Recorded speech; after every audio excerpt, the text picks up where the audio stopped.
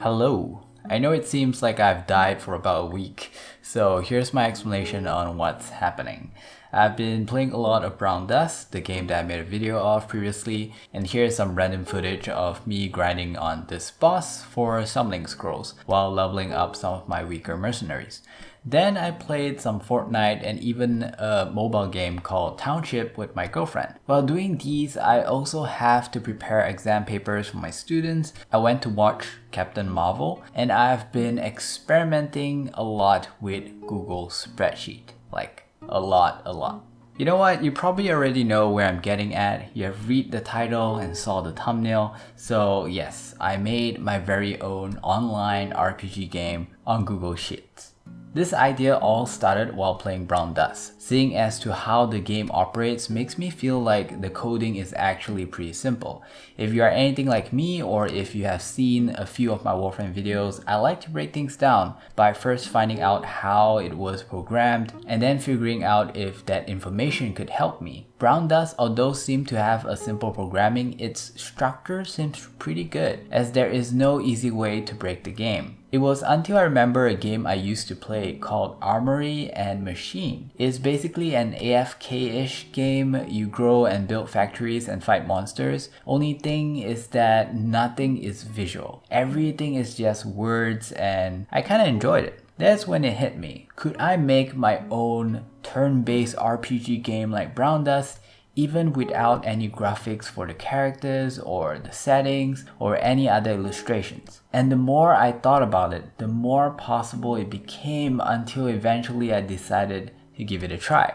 It was not easy. Like, ask my girlfriend and she'll tell you that I often look like I'm in deep thought, or have my spreadsheet open but have myself rolling around the bed. However, I've finally done it. Now, I've never seen anyone that did this before, although I can't help but feel that someone else out there might have thought about it too. So anyway, I went through a lot of research on how to use Google Sheets in ways I never knew possible, and even wrote some of my own scripts. Okay, now let me show you the idea of what I want to do. Here we are looking at Brown Dust again. I want to have characters with different attributes. It is turn-based, so enemies will attack first, then I will attack, then the second enemy, and so on and so forth. The interesting thing about Brown Dust is that everything from the moment you click that start fighting button is mostly predictable, and the player's role is really just to position and select the characters involved for that fight. So that is what I'm aiming to do as well. The enemies need to scale as you play, else the moment you win, you just keep winning. So I need to create monsters of my own that get stronger the higher the stage you select. And finally, of course, you yourself has to grow as well.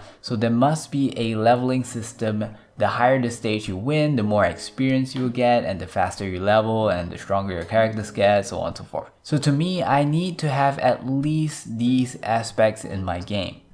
So here it is, the spreadsheet that is also a RPG game. And also, since you kind of have to go online in order to get access to this spreadsheet, and also all the information, your progress is all stored in the drive, I guess you can consider this as an online RPG game. Bear in mind that this part of the video is not going to be scripted, so hopefully it goes well. I'm going to explain to you the concept so that you know exactly what you're looking at, and then I'm going to go into detail. I also want to point out that I'm recording this at a weird time in the morning. Usually I don't do my recordings in the morning because there's a lot of traffic going on. So hopefully nothing really loud passed by. Okay, so let's start. Now the idea here is that you have 3 characters, at the moment at least. You have 3 characters on your left and 3 characters at the right. I have created 2 types of characters, namely A and B. B's are tank, A is attackers, and then the Z's are basically random monsters or the enemy. So the attack sequence will go like this. The enemy always starts first. It's going to start at the rear, and it's going to attack the front line. It always attacks the front line and go from the front to the back. So this one's going to go first. The sequence is actually listed with the red numbers at the bottom. So it's going to start with 1 here. Then it's going to go for this one to attack. And since this one has no one in front of these 2 Z's, he's gonna attack the second one, which is over here. And then his turn to attack, he's gonna attack the front line. And then this turn to attack, he's gonna attack him if he's not dead yet. If he's dead, then he's gonna attack him. And then finally the front line gets to attack. Now this is actually a very standard idea of sequencing, because if you think about it, the rear should always attack first. You want to do as much damage as possible, as early as possible in most situations, because you want to see if you can take out at least one character before it has a chance to attack. So it's always ideal that attackers attack first, followed by a defender, unless the defender has special abilities or something like that. So that would be a little bit different. But in most cases, you want the rear to attack first, and this is the lineup. Now, with this said, I can actually sort of like predict or foresee what's going to happen. You can see that Z is going to attack first. He has a health of 370. He's going to attack 148 damage to the front line. So front line only has 171 health, but the attack is not enough to take him out, so he's going to survive, probably with less than half of his health, because bear in mind that B has defense, unlike A, which is an attacker. Now the defense system works in this game is that if it shows 16%, it basically removes 16% out of the total damage he takes. So if Z is doing 100 damage, he's going to take about 84 damage, around there. So that is how the percentage in this game works. So it's not enough to kill him. The next one is this guy at the rear. He's going to attack with 241 damage, and since there's no there's no one at the front line, he's going to attack this guy instead, the second one, and he's going to do 241 damage to 245 HP, so it's not going to be enough to take him out. So he's going to survive. And then next will be his turn. He's going to attack again. Most likely, this attack with 98 damage is going to take him out because he's already wounded our front line by this guy. So he's probably going to die. And then next will be his turn. He's going to attack. Now this guy has really, really low health because he only has like 4 health left because of this dude that attacked him. So he's going to attack and he's going to die. And that's going to be the end of round 1. The front line can't attack because he's already dead, so he's going to be dead. So that's going to be round 1. Now round 2 will start, and then round 2 will be him. He's alone, so he is going to attack the mid, and mid is going to die straight away because mid only has 58 health and he's doing 148 damage. Then the rear is going to attack, but it's not going to be enough to take him out. So that will be the end of round 2. Since mid is already gone, the front line is gone, and this Z is gone as well. Then finally the third round will come, and then he's going to attack first, and it's going to take him out in one hit. So you are going to lose this round. So sure enough, if I click fight, you can see it run. Because it's already lost, so it's going to show you the same thing. It's going to say sorry, you lose. Now if you don't believe, or if you want to get a better idea to see what's going on, you can actually click the battle log down here, and it's going to show you this sheet. And every single time when you have different situations in the field, which is this part, this is the field, it's going to change. The battle log is going to show you what happened in that round. So let's see over here. So first, this guy attacks. He attacks the front line, and from 171 health, it's going to drop to 47 health. So he hasn't died in the first turn. Now this here is turns, and then these are rounds. Then after that, this guy's going to attack. Remember, he attacked him and he has only 4 health left, but he survived. Then he's going to attack the front line, and front line is going to die. So at this point, on the third turn, the front line is gone. And then after that, this guy's going to attack. And then on the fourth turn, over here, the fourth turn, this guy's going to die. And then round two, this guy attacks this dude, he dies, and then he attacked him but not enough to kill him. He still have 129 health left, and then on the third turn, his first attack is gonna kill this guy. And so the right side wins. So that is what's gonna happen here. Now this is where deciding how you want to position your characters make a difference. So for example, if I were to put a B character here instead, now the values doesn't change right away. You have to click fight first, and you also have to make sure that you're not selecting the box, otherwise it doesn't count. So you have to move away, click fight, and then now you're gonna see that, oh, the values here has changed. And apparently I won this fight because I used 2 defenders instead of 2 attackers. Now I can, if I want to see what happened, I can go to the battle log again, and you can see the situation where, let's see. So the difference is that now this guy, they need 2 hits to kill my second character, which allows me to survive an extra round. And from that extra round, I killed him. So that is how I win. I'm sorry, I'm actually analyzing as I speak.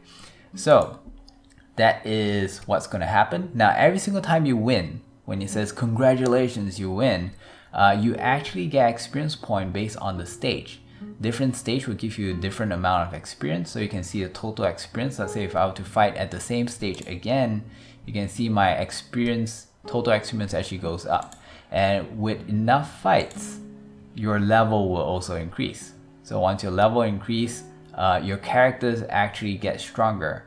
So remember, this guy initially has 171 health, now he has 174, and if you keep leveling, you can see that their values will change. There you go. So now their attacks will increase, and now how they scale is all listed over here at the help and info. It's kind of like its very own game wiki. So this is clan A, which is character A, and for every level, the stats of its attack, defense, and HP. Now since they are attackers, they do not have any defense rating. It's just their health that scales. But however, for B, they have defense, and as their level increases, their defense increases as well. Now I did not think of the value for every single level, so I have to make it such a way that it can scale and can scale in the correct way. Because remember, if you guys are with me when Warframe came out, like, we know that defense plays a huge role, and the enemy does not actually have any defense. I could add it if I want to, but I decided not to for now. And they only have health, but their health scales a lot faster. So it's kind of like you versus the infested instead of the Greeneers, if you are thinking about Warframe.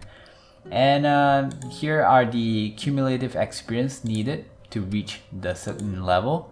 And over here you can see these are the stages.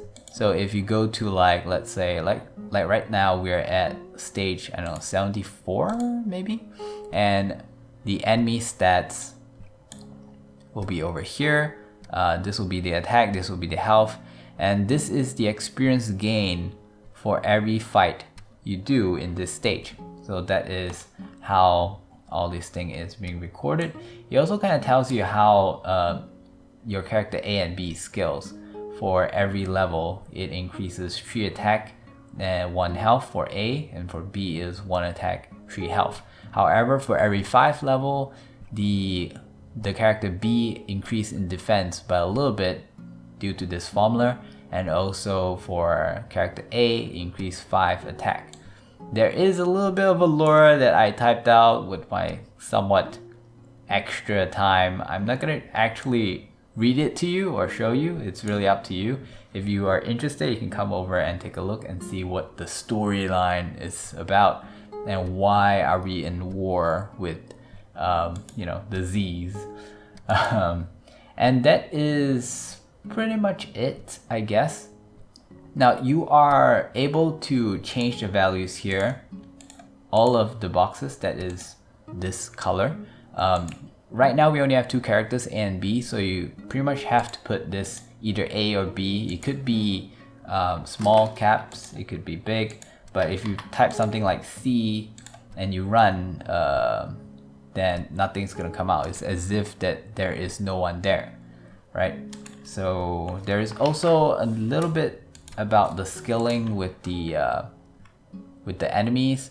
I made it such that from level or stage 1 to 50, you only have to fight with one enemy, and then once you reach stage 50, there's two, and let's say if you reach stage 100, then the third Z is gonna pop out, and it's gonna be a lot harder.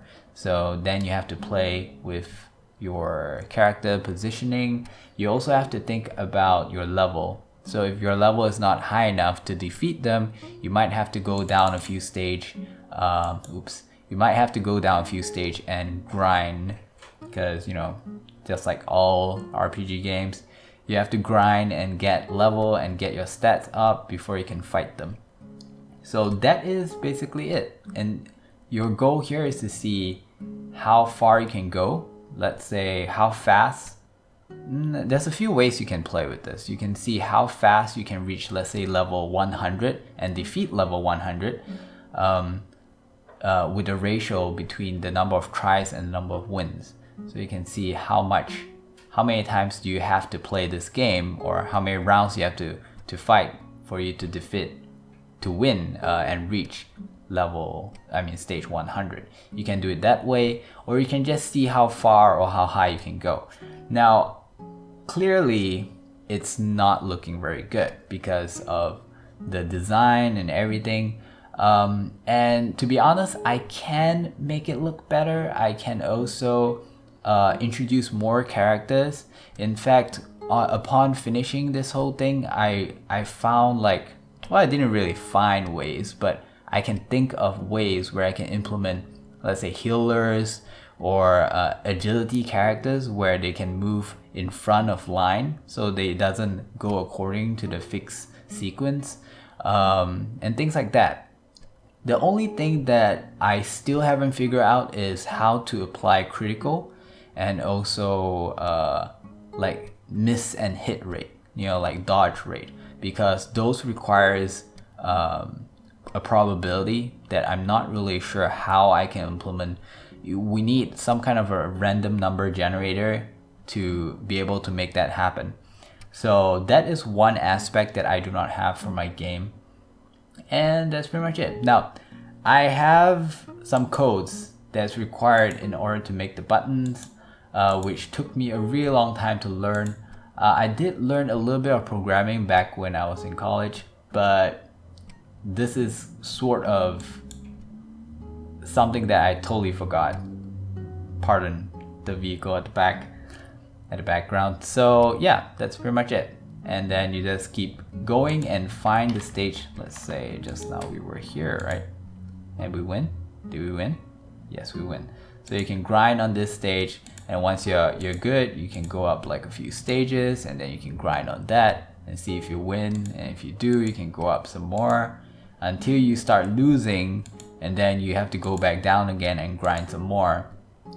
So now the problem with this game right now, in my opinion, is the reward system. The achievement that you feel when you, let's say, win a fight or when you reach a certain stage.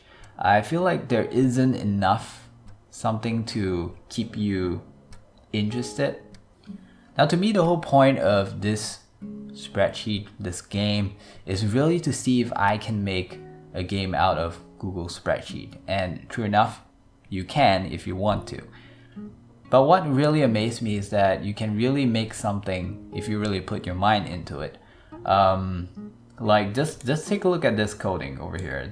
Just look at that and tell me that it didn't take a lot of time and a lot of effort to think of this. Just look at these coding over here.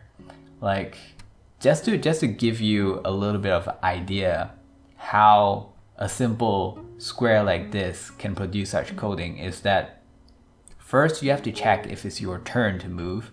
Then you have to check if you're dead or alive. You have to check if the opponent that you want to attack is dead or alive. You have to check that the person dealing the damage is dead or alive. You have to check if the person in front of you before your turn is dead or alive, because otherwise you won't be taking damage, right? Then you have to check if you have armor or not, because that damage has to scale if you have armor. Then you have to check if the remaining health is or not a negative, because you can't have negative health. So you also have to find ways to clear that. If you go below 0, then you have to be 0. And then you have to show your remaining health. Just to show one square, you have to do all these checking and you have to do all these tasks to make sure you produce a number that makes sense. So it's really not that easy. Now, I don't really expect anyone to be playing this game or invest time into it. I just really want to see if I could do it, and sure enough I can. I don't know if you can consider me as a personal developer, game developer, but still I kind of enjoy sharing the nerdy side of me with you guys, and this is what I've been cooking for the past week or so. Another thing that I would like to point out is that if you are from back when I was doing Warframe, and you want to get my glyph, because currently we don't really have a good way of giving out glyph codes, and I still have codes to give away. So I tell you what, for every 100 level that, or rather every 100 stage that is passed, I'll do 5 glyphaways on my YouTube videos. So it's gonna be at the description, it's gonna show there. So for every 100 stage that someone click this until you reach 100 stage, we are going to do 5 glyphaways. I'll probably reset it and then let you guys do whatever you want with it, and off and on I'll just come over and take a look. I'll probably leave it a game for you guys to do for, I don't know, another 2 or 3 videos, because eventually we're not going to be using this to be distributing glyphs. But if you guys can get it up really high, then I guess I have to do as many glyphaways as possible. There is one condition though, please no auto clicks, because technically you could use that and just have an auto click on and keep clicking until you reach an insane amount of levels, and then just rank up the stage. But yeah, don't cheat on me, and I won't cheat on you, even though I don't know how I could do that. Okay, so that is all for this video. Feel free to drop in and give it a try. You can also check out the lure. Ooh, secret. Don't forget to like and subscribe and see what happens. I'll see you next time. Have a pleasant day. Bye bye.